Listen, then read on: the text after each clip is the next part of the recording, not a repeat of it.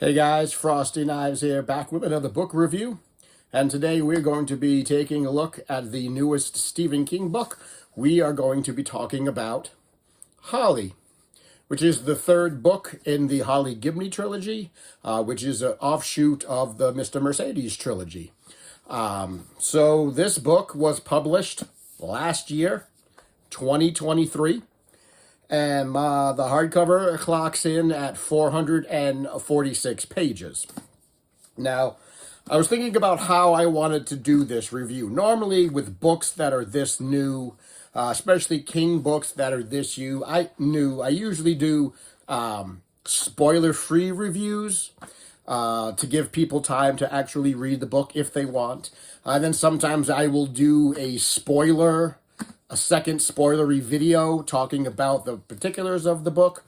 And so I thought about how I wanted to do this particular book, and it occurred to me that I didn't really want to do a second video, but I really can't talk about Holly without talking about specific things that happens in the book. So I have decided that this is going to be a spoiler-heavy book review. So I'm going to give people the opportunity, if you've read the book and you're good with that, go right ahead and keep watching. If you haven't read the book and you don't want to be spoiled, or you really don't care about spoilers, you can keep watching. But this is sort of the point in the video where I'm going to give you the opportunity to gracefully bow out. If you don't want spoilers, read the book and then come back and hear what I have to say about it. So I'll give you a 3-second pause. 1, 2, 3. And now I'm going to assume that you're here to stay, talk about spoilers. So let's talk about Holly. Now, this is an interesting book from Stephen King, and I'll tell you why. Stephen King pretty much lays out the story about Holly from the get-go. There is really no mystery in Holly. He lays it pretty much all out in the front. He front-loads it, which is unusual for King. He doesn't usually give you all the answers right from the leap. But in this book, he did.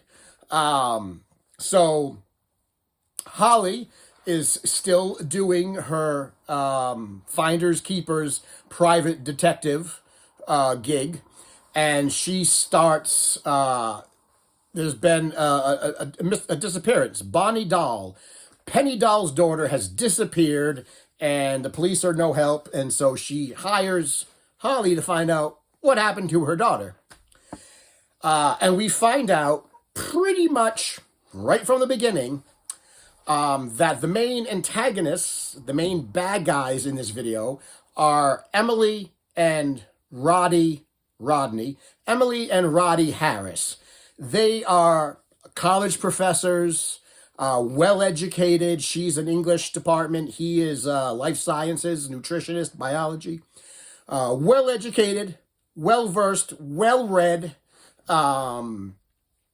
well-respected in the community, well-respected sort of in college, extremely intelligent.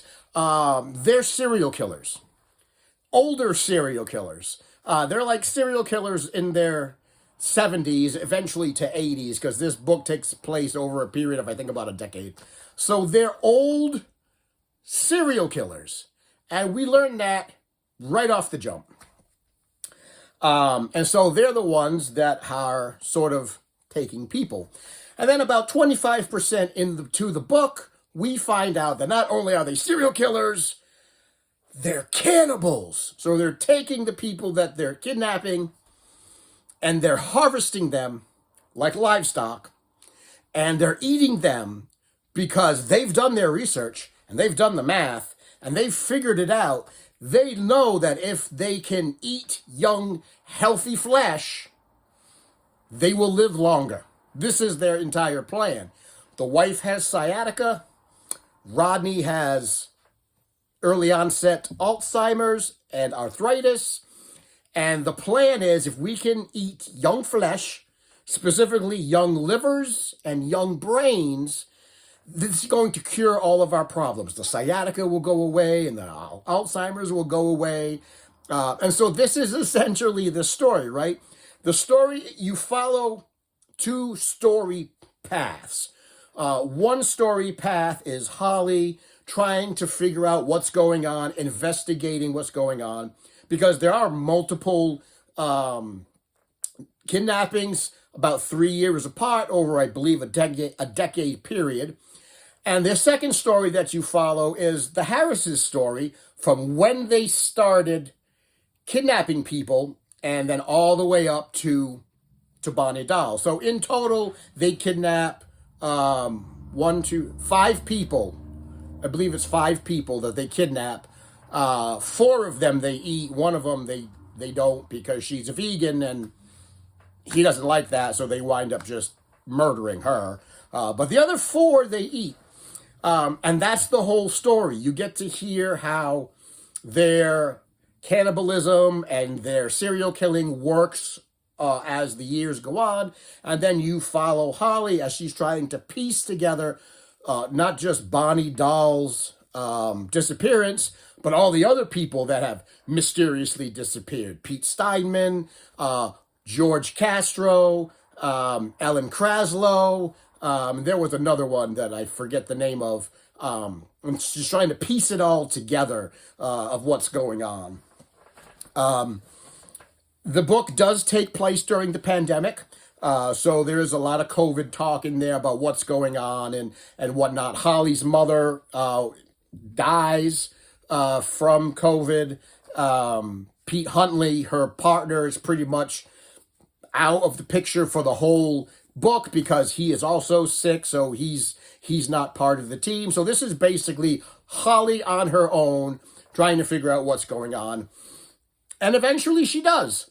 And eventually she confronts them, and there's a lot of murder. There's some deaths going on, and she finally figures out that not only are these old folks killing people, but you got 80-year-old cannibals trying to stay young.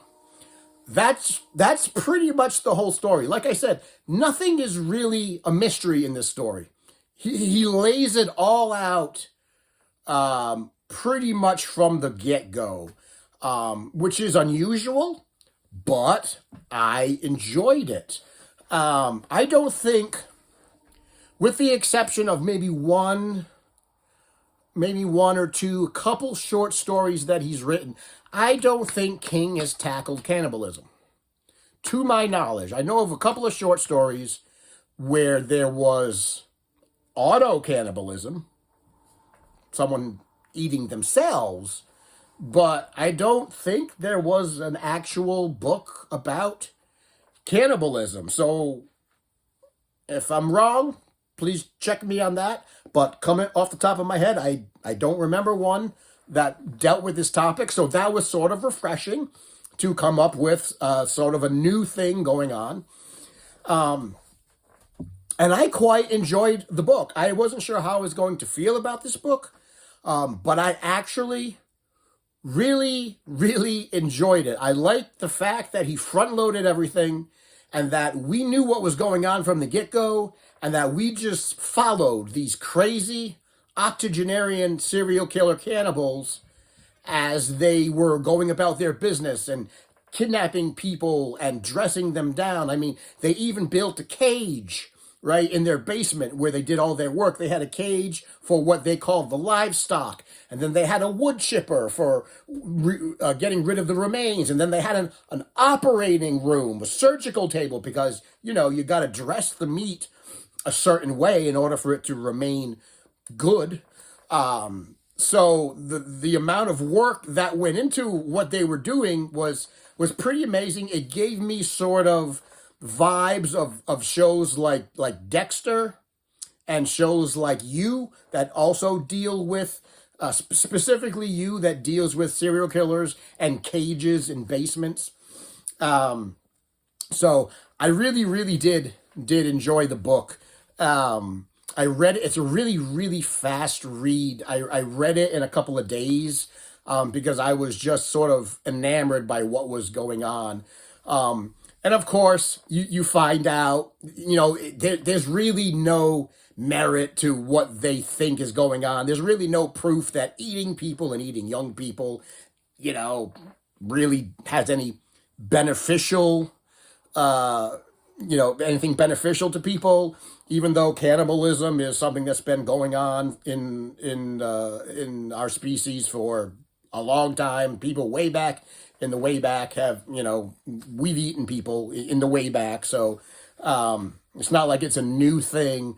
But the thing at the end that Holly was trying to sort of get them riled up about was, maybe what's going on isn't actually what you think's going on. Maybe you're not actually getting anything beneficial out of this. Maybe it's just the placebo effect. Maybe you're getting better and you're feeling better after eating meat because you think that you're going to feel better after eating meat. And maybe nothing real is going on at all. So the idea of, is eating human flesh actually beneficial? They kind of left that in a gray fog.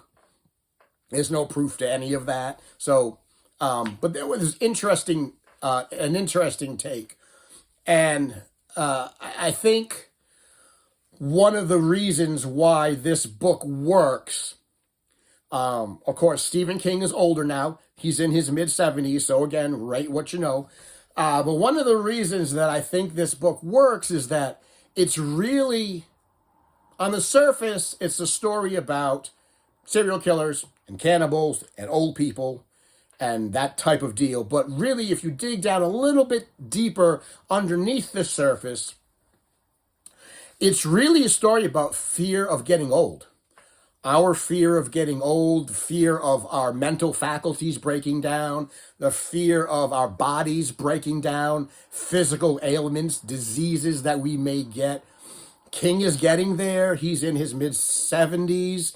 He's on the other side of getting towards 80. So that's when these ideas of your mortality really start to hammer home.